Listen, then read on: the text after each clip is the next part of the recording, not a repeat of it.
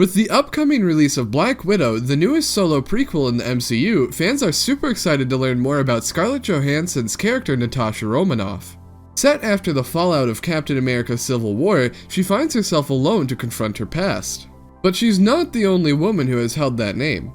It's unclear how many will be featured in the new film, but at least a few will be making an appearance. To explore these women, we need to understand more about how Black Widow was made. As we know, Natasha Romanoff was an orphan born in 1984 Soviet Russia. Handpicked by the KGB, she was taken to a hidden facility known as the Red Room and enrolled in the Black Widow program. There, young women were transformed into the world's most lethal and elite assassins. Eventually, Romanoff finds her way to S.H.I.E.L.D. and in time, the Avengers, making Black Widow more synonymous with heroism than a killer spy. But the Red Room is central in the creation of all Black Widows. Like a spiderweb, the program's reach touched throughout the Marvel Universe, including the comics, TV shows, and movies.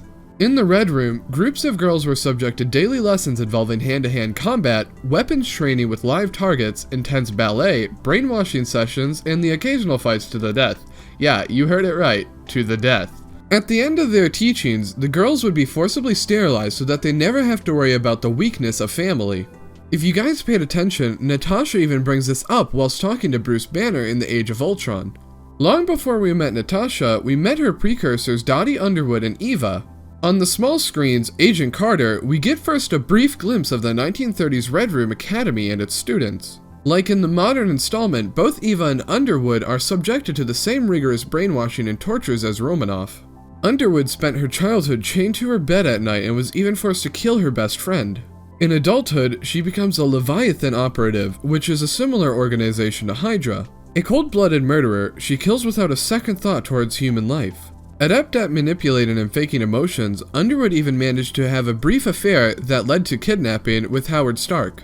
Eva makes a minor appearance during 1944 when Peggy Carter and the Howling Commandos infiltrate the Red Room Academy and discover her crying in a locked room.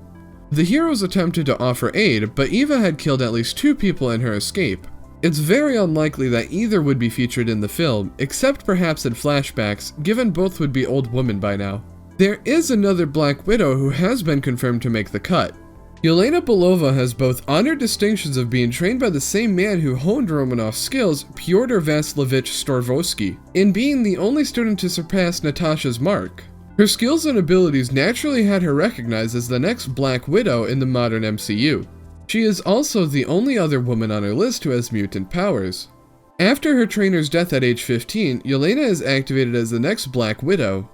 She was immediately put at odds with Romanoff, but instead of killing each other, the women create a strange sisterly bond.